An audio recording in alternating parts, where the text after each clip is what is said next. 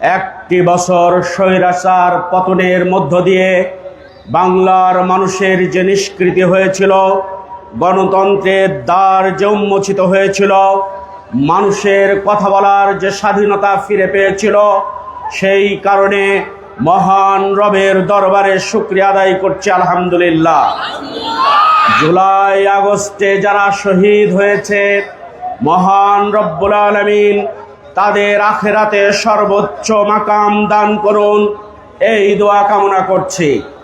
সাথে সাথে জুলাই আগস্টে যারা আহত হয়েছিল, পঙ্গু হয়েছিল, এই সরকার তাদের দ্রুত পুনর্বাসনের ব্যবস্থা করবেন, এই আহ্বান রাখছি। সংগ্রামী বন্ধুগণ, জাতির কাছে আমরা জানতে চাই, স্বৈরাচার শাসকের অবনতি কেন হলো, স্বৈরাচার শাসনের কেন পতন ঘটেছিল, আমরা সেটা নিশ্চয় জানতে পারি।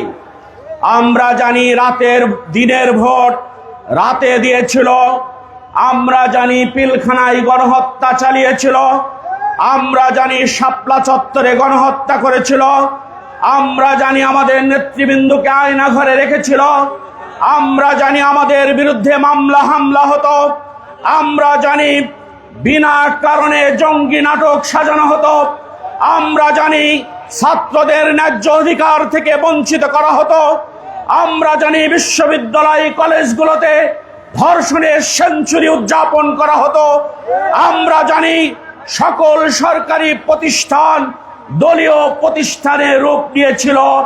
তার বিরুদ্ধে ছাত্র জনতা, যুবক, কৃষক, মেহনতি মানুষ, খেটে খাওয়া মানুষ এক হয়ে উই ওয়ান্ট জাস্টিস বলে রাস্তায় নেমে শেখ হাসিনাকে বিদায় করেছিল। আমরা সেই দিনের সেই কথা আজকে রাজনীতিবিদদেরকে স্মরণ করিয়ে দিতে চাই।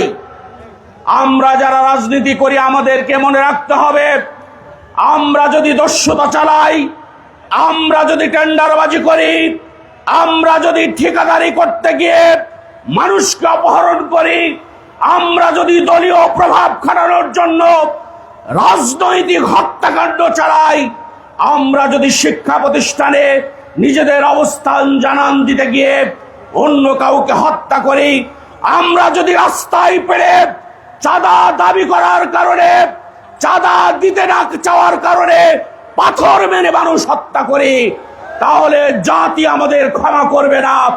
আবার কেউ আন্দোলন করে আমাদের বনবাসে পাঠাবে, এটা মাথায় রাখতে হবে। সংগ্রামী বন্ধুগণ, এক সাগর রক্তের বিনিময়ে আজকে আমরা এই স্বাধীনতা পেয়েছি। এই স্বাধীনতা, আমাদের এই স্বাধীন সার্বভৌম রাষ্ট্র কেউ ছিনিয়ে নেবে, এইটা আমরা বেঁচে থাকতে হতে দেব না। আমরা পার্শ্ববর্তী রাষ্ট্র ভারতের নতজানু হয়ে বাংলার জমিনে রাজনীতি করতে চাই না। আমরা কোন প্রভুর পদলেহন করে বাংলাদেশে রাজনীতি করতে চাই না। আমরা যেন তেন ভাবে ক্ষমতায় গিয়ে ক্ষমতায় অধিষ্ঠিত হয়ে স্বৈরাচারী হতে চাই না।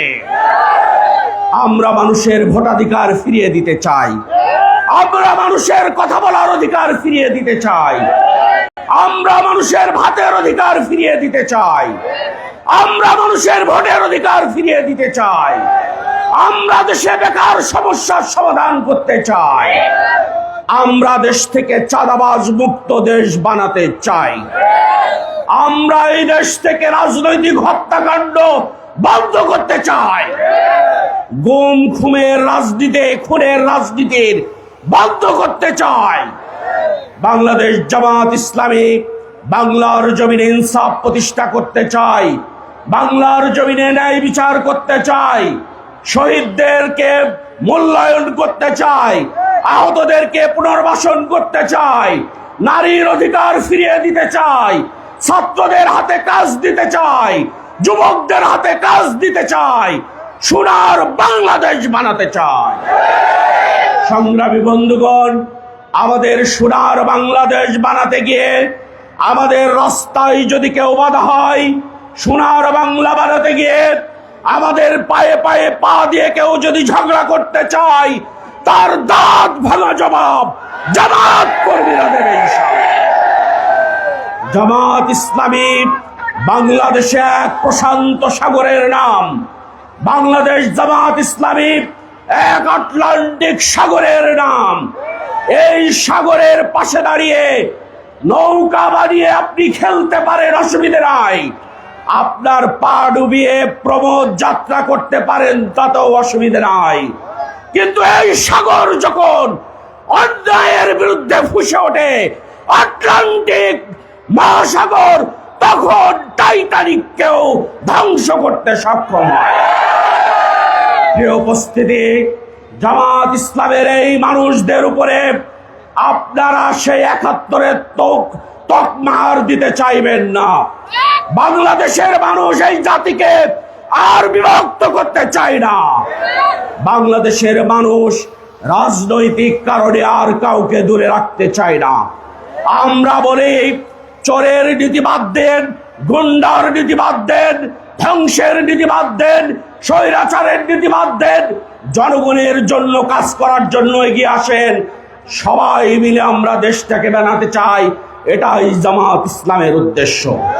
সংগ্রামী বন্ধুগণ, ১ বছর পূর্তি উপলক্ষে আজকে আমরা এই শহরের প্রধানতম রাস্তাগুলো প্রদক্ষিণ করব। আমরা মহান রবের কাছে শুকরিয়া আদায় করে আমাদের এই পদযাত্রাকে আমরা এগিয়ে নিয়ে যাব। আমরা এখান থেকে হাসান চত্বর থেকে কোর্টমোড় থেকে সরকারি কলেজ হয়ে কবরী রোড দিয়ে আবার এই জায়গায় এসে আমরা আমাদের আনুষ্ঠানিকভাবে আজকে সমাপ্তি ঘোষণা করব ইনশাআল্লাহ। সংগ্রামী বন্ধুগণ, আপনাদের সকলের বিনীত অনুরোধ করতে চাই, সকল বয়সের মানুষ এখানে আছে। জেলা নেতৃবৃন্দ আগে যাবেন, থানা নেতৃবৃন্দ তারপরে যাবেন।